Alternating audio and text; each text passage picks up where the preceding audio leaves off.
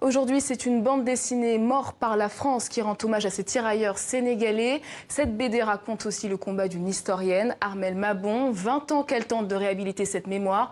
Un massacre qu'elle qualifie de crime d'État. Elle est avec nous ce soir. Bonsoir Armelle Mabon. Bonsoir. Alors d'abord, pour nos téléspectateurs qui ne connaissent pas cette page de l'histoire, c'est quoi le massacre de Tiaroy ? D'abord, il faut se remettre dans le contexte. Hein. Donc, ce sont ces hommes qui ont été mobilisés en 1939 pour aider la France à se libérer avec les combats de juin 40 contre les Allemands. Ils ont été faits prisonniers de guerre par les Allemands. Mais les Allemands ne voulant pas d'eux sur leur sol, de peur de contamination raciale, etc. Du coup, ces hommes ont passé toute leur captivité en zone occupée en France. Et donc, à la fin de 1944, quand la France a été libérée, ces hommes ont été rapatriés à Dakar. C'est le premier contingent à arriver à Dakar. Ils ont quitté donc Morlaix en Bretagne et donc ils sont arrivés le 21 novembre 1944 voilà, à Dakar pour être démobilisés. Ils n'étaient pas encore démobilisés, c'était toujours militaire. Alors ce massacre a été peu à peu oublié. Comment vous êtes retombé sur ces événements, vous ? C'est-à-dire que moi, je travaillais sur ces prisonniers de guerre indigènes, que ce soit les Nord-Africains et tous les originaires des colonies.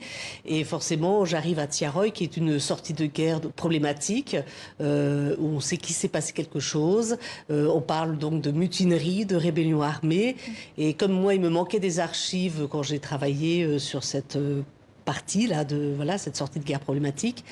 J'ai essayé de comprendre, mais pourquoi je ne trouvais pas les archives qui me permettaient d'aller au bout de cette histoire. Justement, ça va être compliqué. Votre directrice de recherche, d'autres chercheurs ont cherché à vous dissuader de ce travail. Pourquoi ? Alors, ça, c'est ce qu'on voit dans la bande dessinée. Alors, est-ce que c'est vrai ? Non, c'est pas tout à fait vrai. C'est pas tout à fait vrai. Donc, il y a une partie de fiction que j'ai laissé la fiction s'écrire aussi par le scénariste Pat Perna. Oui, quand j'ai révélé le mensonge d'État en 2014.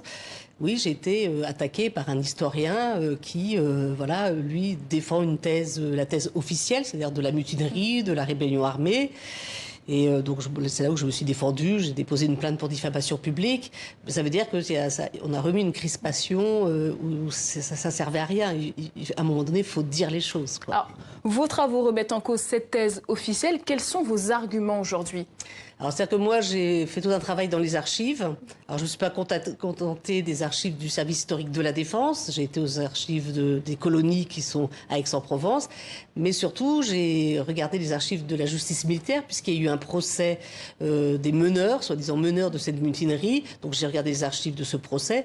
Et puis, surtout, j'ai été voir les archives qui n'ont pas été falsifiées, qui sont donc les archives à l'étranger, notamment les archives du navire, le Circassia, qui est un navire britannique, qui avait ramené ces hommes jusqu'à Dakar, où il y a le livre de bord, le journal de bord du navire. Il y a aussi des archives diplomatiques qui, elles, sont vierges de tout traficotage, etc. Et c'est là que, une fois que j'ai mis tous ces documents, que j'ai fait des confrontations, etc., et c'est là que le mensonge d'État...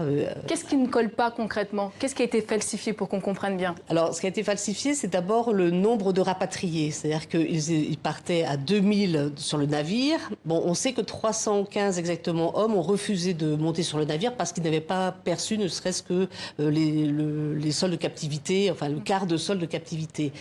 Et bizarrement... la thèse officielle. Voilà, la thèse officielle, ils sont 1300 à débarquer à Dakar. Donc, il manque 400 hommes. Ces 400 hommes, ce n'est pas 400 hommes qui sont restés à Casablanca parce qu'ils n'ont pas voulu monter sur le bateau. Ça, c'est un mensonge. Ces 400, 300 à 400 hommes, c'est sans doute, très vraisemblablement, le nombre de victimes. Ils n'ont jamais été enterrés de façon au cimetière militaire de Tiaroy. Ils sont dans des fosses communes et sont restés dans les fosses communes. Et puis moi, j'ai trouvé donc une circulaire, et grâce à Jean-Yves Le Drian, qui est à l'époque ministre de la Défense, une circulaire qui fait croire que ces hommes ont perçu l'intégralité de leur solde de captivité avant de monter sur le bateau, alors qu'en fait, leur réclamation était légitime parce qu'ils n'avaient perçu pour la plupart qu'un quart de leur solde. Donc c'était des réclamations tout à fait légitimes. Et vous allez très loin aujourd'hui, vous évoquez même un crime d'État. Est-ce que là, vous ne sortez pas du champ de l'historienne ? Alors, moi, en tant qu'historienne, je suis à la quête de la vérité. Donc je cherche la vérité et mon travail à moi, c'est de trouver les archives permettant de m'approcher le plus possible de la vérité. J'ai effectivement trouvé par exemple un rapport qu'on ne trouve nulle part ailleurs qu'aux archives de la justice militaire qui évoque clairement que les automitrailleuses sont venues pour réduire les rebelles. Et ce n'était pas du tout un exercice de maintien de l'ordre. Réduire les rebelles, ça veut dire que c'était une opération de tir qui était programmée. Alors pourquoi il est nécessaire pour vous et indispensable que l'État français reconnaisse ce crime aujourd'hui ? Parce qu'on ne peut pas on peut pas cicatriser tout ça avec du mensonge. Et on ne peut pas rajouter du mensonge sur du mensonge. Alors il y a aussi, bon, pour la jeune génération, forcément que ça se sait au fur et à mesure. Moi, je ne vais pas me taire, personne n'a droit de se taire.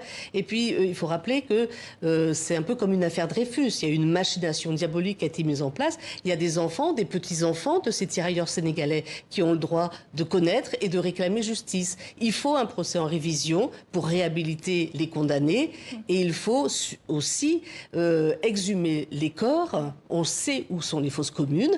Ça appartient au président Macky Sall de prendre cette responsabilité. Et une fois qu'il y aura l'exhumation des corps, il faut les remettre dans une sépulture digne.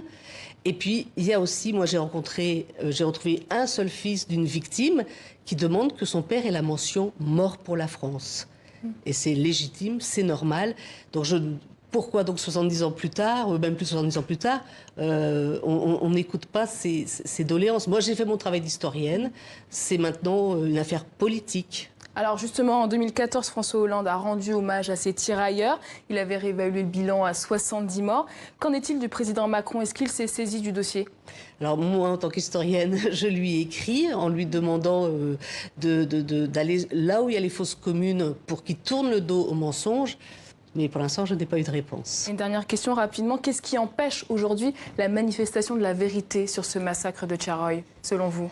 Je ne sais pas trop. Il y a plusieurs hypothèses, mais ce que je vois, il y a une constante, c'est que du général de Gaulle au dernier commandant des forces françaises au Sénégal, qui a quitté son poste en 2010-2011, jusqu'à ces historiens qui falsifient encore aujourd'hui la vérité. Il y a, on dirait, le corps des officiers, par exemple Saint-Cyrien, qui serait à protéger, mais je n'en sais rien, je ne sais pas. Merci beaucoup Armelle Mabon d'avoir répondu à nos questions.